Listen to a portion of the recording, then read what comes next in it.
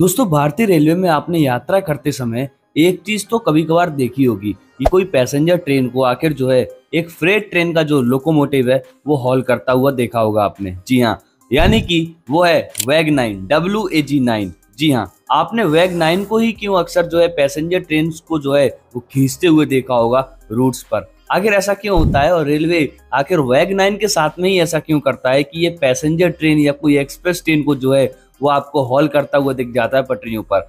आखिर ऐसी कौन सी नौबत आ जाती है कि रेलवे के पास में और कोई लोकोमोटिव नहीं बचता जो वो सीधा WAG-9 ही उसमें दोस्तों असाइन करके जो है वो चला देता है। तो उसके कुछ रीजंस हैं, कुछ फैक्टर्स हैं। तो आज हम समझेंगे कि आखिर why Indian Railways use WAG-9 locomotives in the passenger trains for the mail lines. जी हाँ, आज हम लोग यहाँ पर सारी बातों के ऊपर इसमें बात करने वाले हैं कि कौन कौन से वो फैक्टर्स रहते हैं और आखिर ये कौन डिसाइड करता है कि आखिर WAG-9 जाएगा या WAP-5 जाएगा या WAG-7 जाएगा या कौन सा लोकोमोटिव जाएगा, हम आपको बताते हैं। जैसा कि यहाँ पर सबसे पहले हम समझते हैं कि WAG-9 का मतलब क्या है। जैसे कि आपने लोकोमोटिव्स तो बहुत देखे होंगे, जैसे कि WAP-5 WAP-7 यानी कि WAP-7 हम जिसको बोलते हैं, जो कि एक पैसेंजर लोकोमोटिव है जो कि हर पैसेंजर ट्रेन में, सुपर फास्ट में, राजधानी में, हर प्रीमियम ट्रेन में जो है वो लगा होता है। और वहीं पे WAG-9 जी हाँ, यानी कि WAG-9 ये एक लोकोमोटिव है जो कि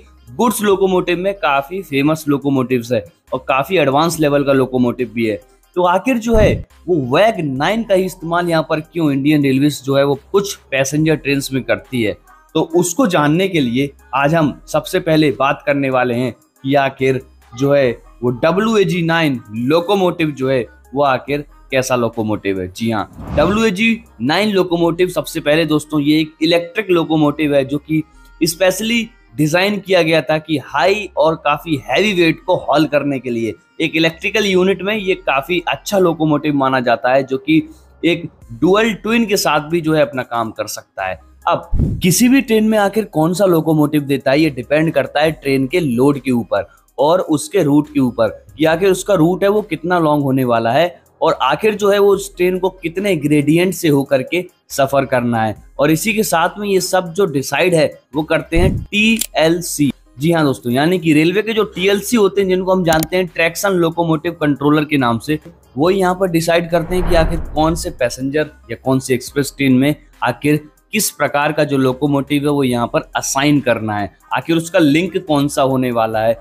तो उसके लिंक के लिए यहाँ पर जो है TLC डिसाइड करती है कि आखिर उसके मूवमेंट के लिए एक इलेक्ट्रिक लोकोमोटिव देना है या एक डीजल लोकोमोटिव देना है या एक गुड्स लोकोमोटिव देना है या एक पैसेंजर लोकोमोटिव देना है। ये सारी बातें जो है यहाँ पर TLC डिसाइड करती है। अब हम बात करते हैं दूसरा फैक्टर के ऊपर। जैसा कि अब मैं आपको बताता हूँ कि ये WAG-9 ही क्यों आखिर यूज किया जाता है, उसके कुछ रीजंस हैं। अब जैसे मैंने आपको TLC का बताया तो आप एक पल के लिए TLC यहाँ पर आप खुद को एक बार यहाँ पर दोस्तों समझिए। यानी कि आप अगर TLC हैं तो आपको डिसाइड करना है कि किस ट्रेन में कौन सा लोकोमोटिव लगना है। अब जैसे मैंने एक रेलवे स्टेशन लिया तो मैंने लिया दोस्तों झांसी रेलवे स्टेशन, ठीक है, वीरांगना लक्ष्मीबाई झांसी जंक्शन। यहाँ से जो है एक ट्रेन आपको जो है यहाँ से निकालनी है, कहाँ के लिए, जबलपुर के लिए, ठीक है। झांसी जबलपुर एक्सप्रेस के लिए आपको एक लोकोमोटिव यहाँ पर तलाशना है, यानी कि ढूंढना है। तो उसका लिंक जो है वो आपको बनाना है।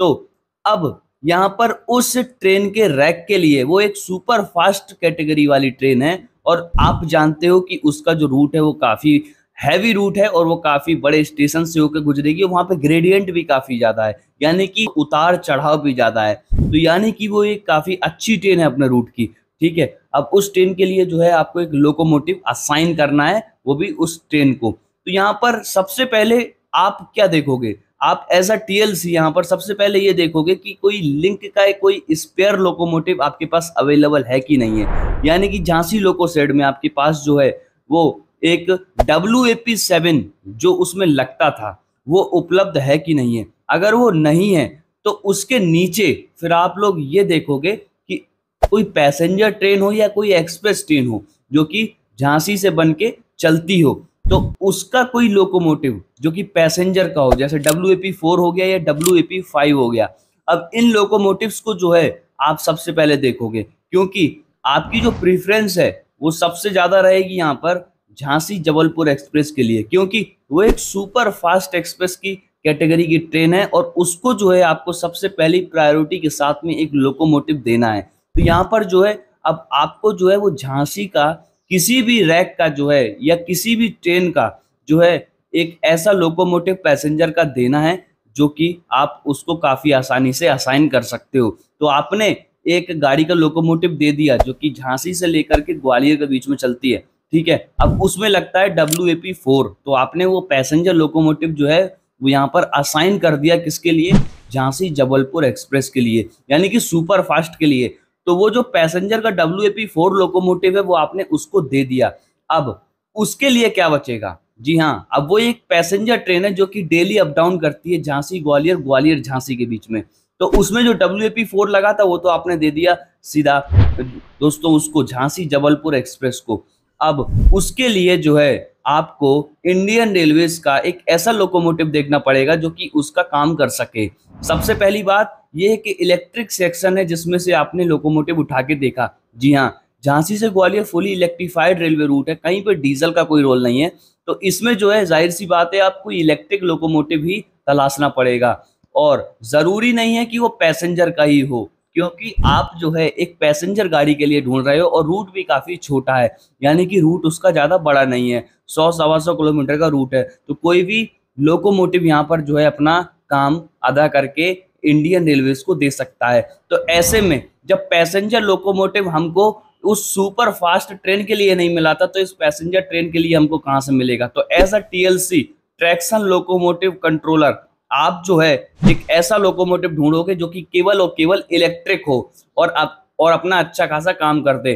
तो इंडियन रेलवेज में आज की डेट में जो है एक ऐसा दोस्तों इलेक्ट्रिक लोकोमोटिव जिसकी ज्यादा से ज्यादा यूनिट बनाई गई हैं और जो एक काफी सफल रहा हो, वो है दोस्तों WAG9। जी हाँ, यानी कि वैग 9 लोकोमोटिव जो है वो आपको इजीली अवेलेबल हो जाता है किसी भी रूट पे, किसी भी सेक्शन पे, किसी भी दोस्तों लोको सेट के आसपास। तो वहां से आपने जो है वो WAG9 ले लिया। WAG9 की 4000 प्लस जो यूनिट है वो यहाँ पर इंडियन रेलवेज में बनाई गई है और ये काफी और सफल लोकोमोटिव है जो कि इलेक्ट्रिकल सीरीज में माना जाता है।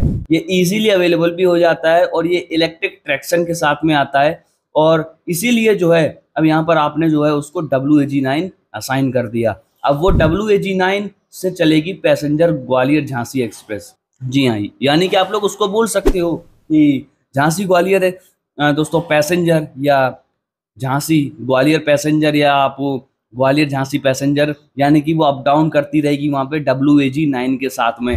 तो उस वक्त जो है उसका जो लोकोमोटिव है वो चलेगा झांसी जबलपुर सुपर फास्ट के साथ में, जो कि था WAP4।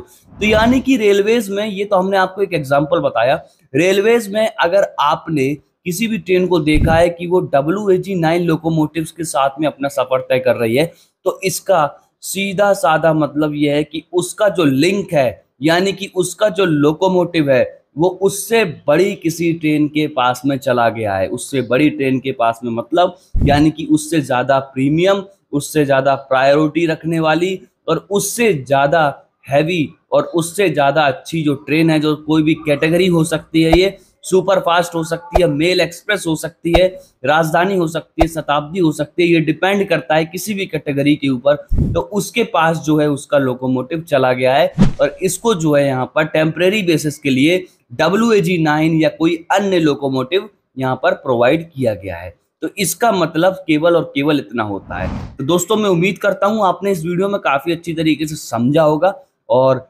मैंने जो है आपको हर तरीके से जो है इस वीडियो में समझाया है। फिलहाल के लिए इतना ही। यदि आपके मन में कोई सवाल या सुझाव हो तो आप कमेंट में लिखिएगा जरूर।